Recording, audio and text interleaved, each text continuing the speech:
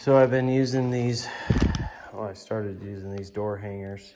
I've used them in the past for a previous remodel we've done, and it makes it so much easier. I mean, you can do it in just minutes if things go right. So here's the first door up. She picked a natural wood that she's gonna stain darker, I think, to match that. So I ordered a fireplace mantle. Decided I just don't have time to go up and cut a log and make my own, which is a bummer, and that's stained to a darker wood as well for that, so to match that.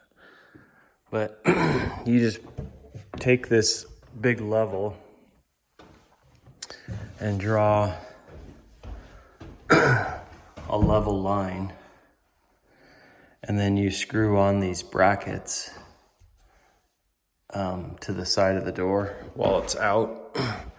And so you have 6 of them, 1, 2, 3, 4, 5, 6. And you, and then you just set this side for level. And they have these little notches so you can see. So I put it in the middle. And then I just did the same all the way down, and it makes that side perfectly level and it's hung. And then you come over here and you set a level on top of the door and get it level, and then get it spaced correctly, and then you set those to match as well. I drew a line on this side because I forgot you have to start with the hinge side, but you don't have to have this line here that I drew with the level, because really all you're doing is trying to properly space it. Now it doesn't, if you have kind of curvature in your frame, it doesn't take that out. So sometimes you still have to put in shims just to get that straightened out, but it hangs it perfectly. And then you can shim it and nail it if you want, or put in a trim screw like sometimes people do, but you don't have to.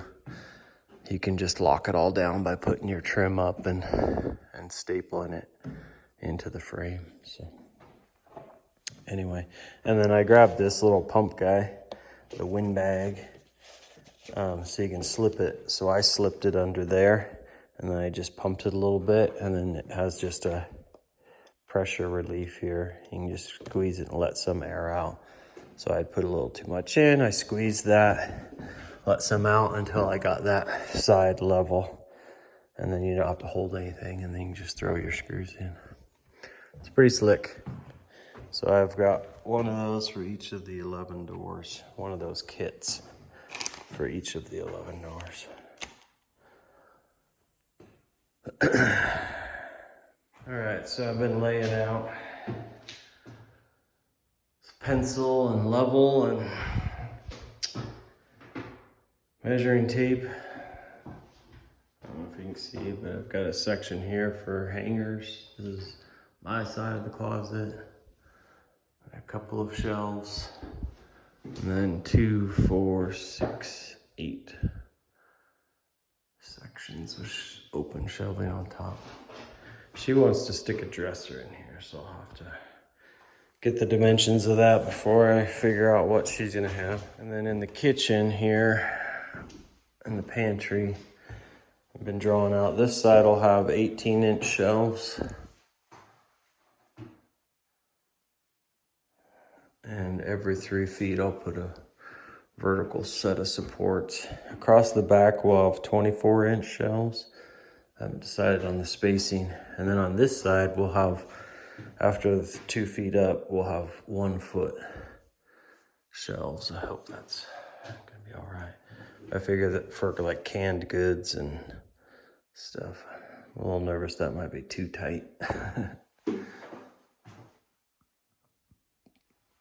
We'll see.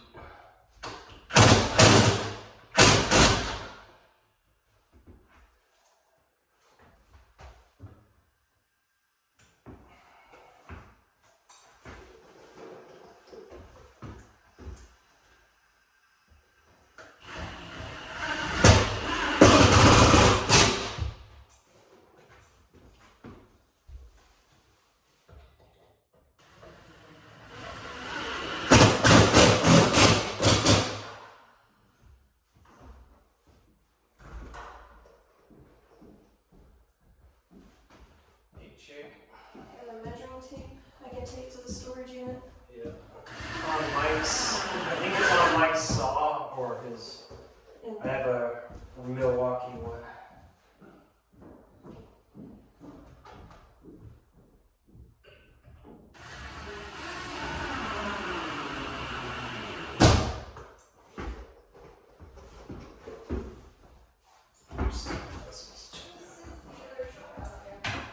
Huh? Ron Erickson came to get his tractor to go do something. He said he'd be back to work on it. Oh, okay. Alright. Check out the master closet and see if that's what you're liking.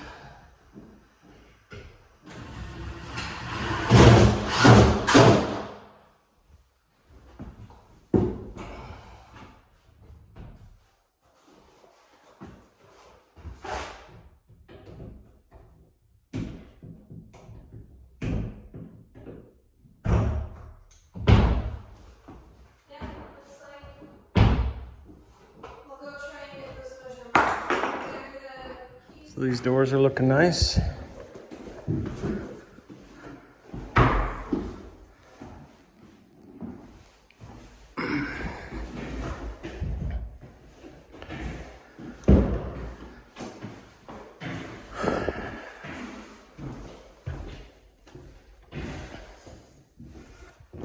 We put solid doors on the bedrooms and on the bathroom, the guest bathroom, just for noise reduction and so forth. I don't know that it's gonna matter too much because we're right off the living area. On this door, I had to set my hardwoods, which matched the 3/4 inch of the tile. Well, the tile matched the hardwood height, and then I laid that on its side and cut 3/4 inch off the bottom of the frame in advance. So, and then on this door, I need to notch it just slightly on the one side for the tile, and I'll just drop it down and let it be normal. And same thing on this, I'll notch it for the hardwoods and then let it be normal to the floor for where the carpet comes. And we're making really good progress in here. So, septic's going in today, I think. At least some of the work.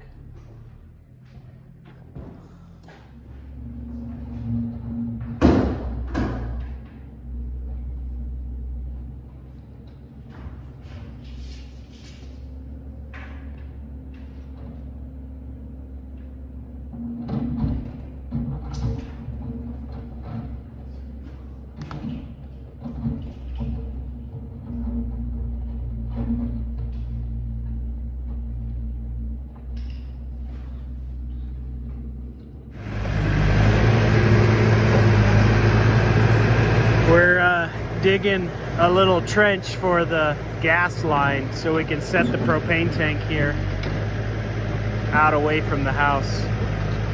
So I've been cutting all these to length for the door jambs. So I've got them all set out in the house. Super loud.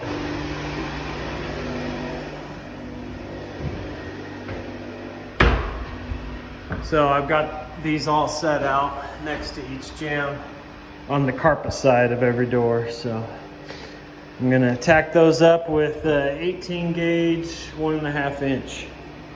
And just put them up on the sides all through. Okay, first one's in, and I'm leaving a 1/4 inch gap along the edge there so you can just caulk it and paint it. And you're not trying to create a seams flush. And same thing at the top. So these are 1/4 inch above, and it'll land, this top piece will land in the middle here.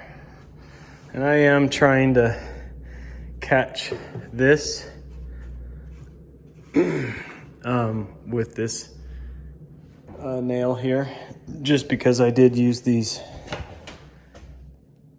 kit and I'm not shimming it and nailing this. So the door trim acts as stability with that. So going. Side note, I went over and after 10 years and my Toro is just beat to crud. I had it patched because it's all plastic through here up until, well, I think the whole chute is plastic too. So it's just all taped and patched and bondoed. So I finally went and bought a brand new snow blower because we have tons and tons of snow here. And I decided to go with the Arians. They have just the best reviews. And the model in my $1,500 range, I think this was $1,700, is this Deluxe Series Arians 306cc. So, and then I'm most pleased that this is all metal through here. So I liked on my Toro that I had a stick shift that I could swivel this around and make the nose go up and down, but I have to do it with two different hands, and you gotta reach down and do this guy. So anyway, it'll be good, but it should be a pretty heavy duty machine, and since I'm just using it to clear our asphalt, it should last me forever. So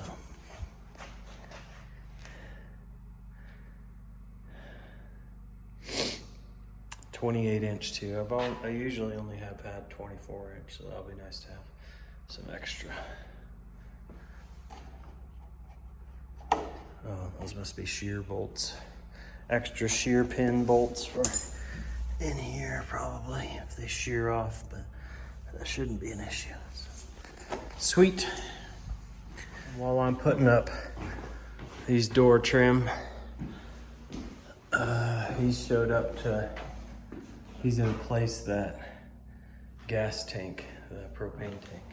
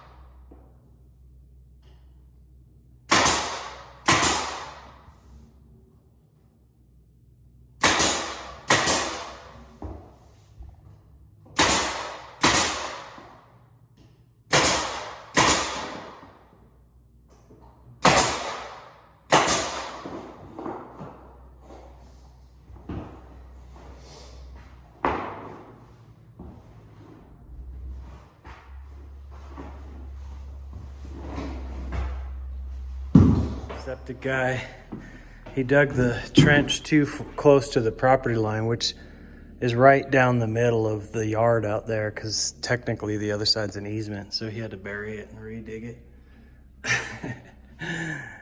That stinks. So he's getting that placed out there. Gas line. I had to have Ron come over and dig me a quick trench so we could set it out farther from the house. I don't know if I ever showed yesterday the finished master closet. So she's putting a dresser here. I'll have a rack there for blouses and skirts and stuff. And then a full rack here for dresses.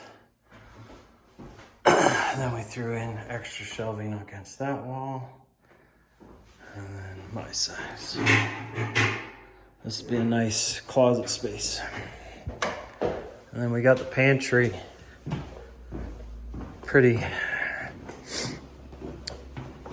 pretty good start on the pantry. So.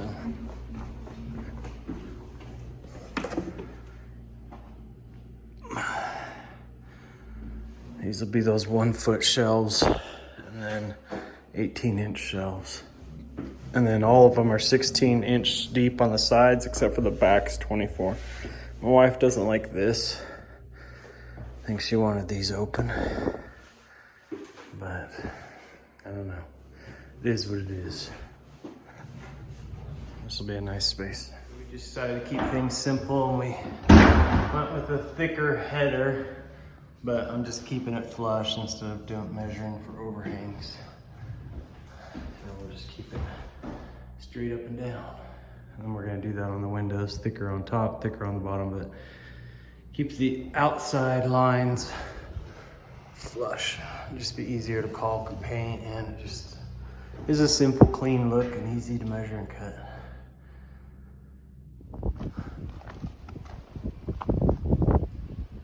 Looks good.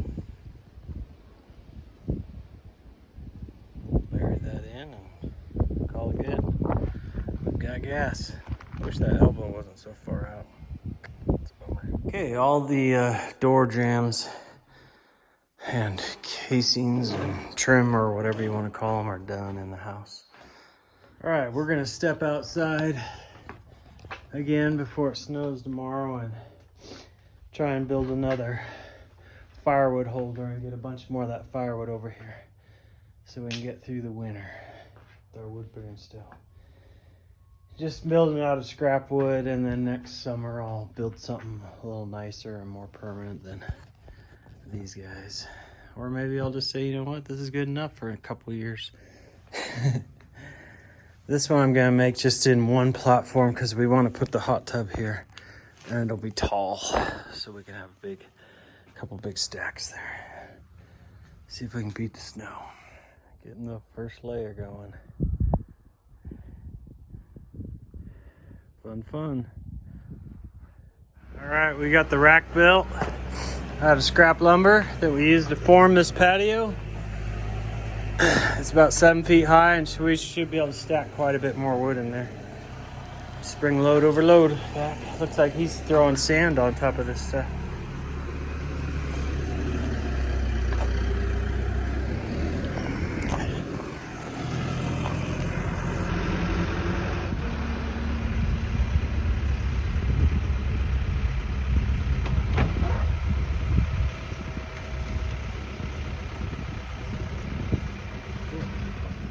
See that? It's got those wooden braces to keep them spread apart.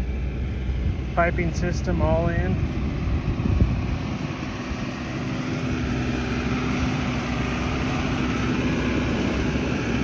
Looks like there might just be one layer of those instead of multiple, but I'm not sure.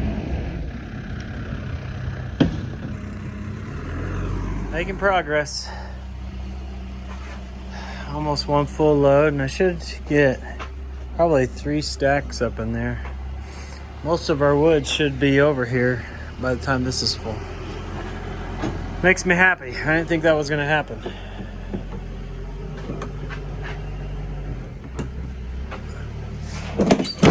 All right, got our huge trash pile that had been accumulating since the start of the construction. Hauled that all to the dump with a big trailer and truck full. I'm gonna go around and close all these vents. I closed that one this morning. It's supposed to drop into the single digits and teens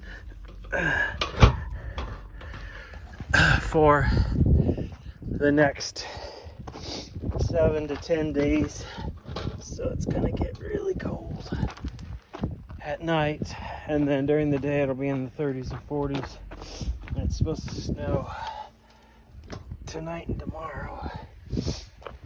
I gathered up all the wood out of that pile, and as soon as we move in and I have some free time, a little bit of free time in the next month, over the next month, I'll come out here and chop saw this down to kindling size, and then use a hatchet and crack it all into kindling and just make a big old bin.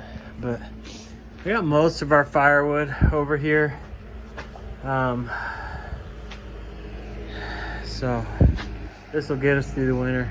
These rascals are still working.